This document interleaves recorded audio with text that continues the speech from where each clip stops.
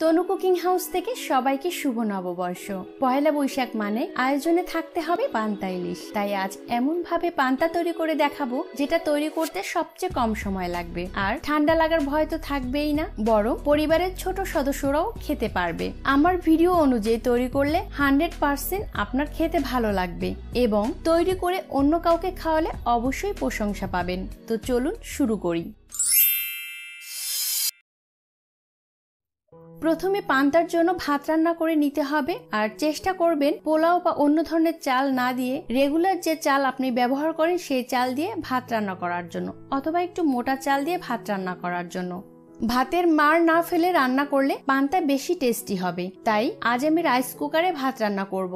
Rice কুকারে ভাত রান্নার জন্য আমরা সাধারণত যে পরিমাণে চাল দিই তার ডাবল জল দিয়ে থাকি, কিন্তু পান্তা তৈরির জন্য আরো 2 পট জল বেশি দিবেন, যেন ভাতটা একটু নরম হয়।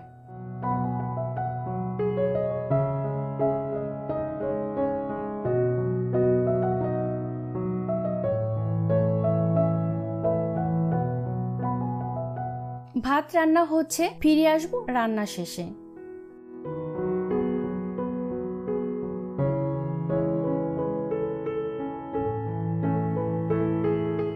ভাত রান্না হয়ে গেছে। এবার দেখতে পাচ্ছেন ভাতটা বেশ নরম হয়েছে, আর ভাতটা গরম অবস্থায় আপনাকে জল দিয়ে দিতে হবে। আমি জল দিয়ে দিচ্ছি। আমি এখানে ফ্রিজের নরমাল চেম্বারে রাখা জল দিয়ে দিচ্ছি। মোট কথা, গরম ভাতের মধ্যে আপনি ঠান্ডা জল দিয়ে দিবেন। এরপরে এখানে নিয়ে নিয়েছি 2 টুকরা লেবু এবং 3-4টা কাঁচামরিচ। কাঁচামরিচগুলো ভেঙে আমি ভিতরে দিয়ে দিচ্ছি এবং লেবুটাও ভিতরে দিয়ে দিচ্ছি। কখনোই লেবু চেপে দিতে যাবেন না, জাস্ট কেটে ভিতরে দিয়ে দিবেন। লেবু এবং মরিচে অ্যাসিড আছে যেটা পান্তা তৈরি করতে সাহায্য করবে। এরপর আমি ঢেকে রেখে দিব 1 ঘন্টার জন্য।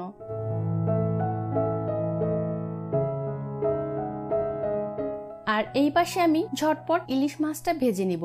প্যান গরম হলে তেল দিয়ে দিচ্ছি, আর ইলিশ মাছে আমি হলুদ লবণ মেখে 1 ঘন্টা আগেই রেখে দিয়েছিলাম।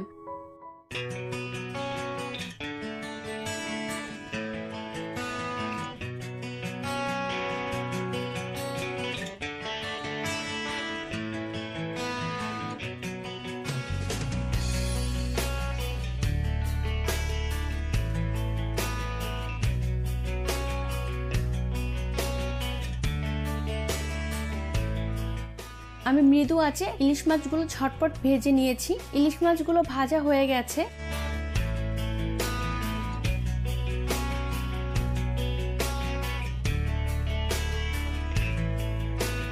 এবার পান্তা ভাত পরিবেশনের পালা। পান্তা ভাত পরিবেশন করছি।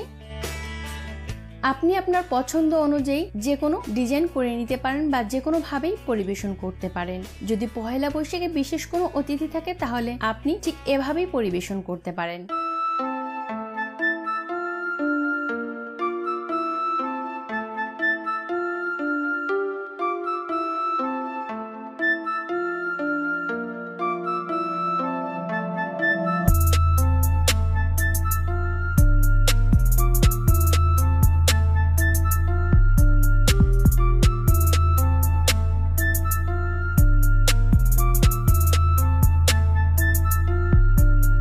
পয়লা বৈশাখ সবার ভালো কাটুক সেই শুভকামনা জানিয়ে বিদায় নিচ্ছি। আবার আসবো নতুন কোনো রেসিপি নিয়ে। সে পর্যন্ত সবাই ভালো থাকুন, সুস্থ থাকুন। শুভকামনা জানিয়ে বিদায় নিচ্ছি। বাই।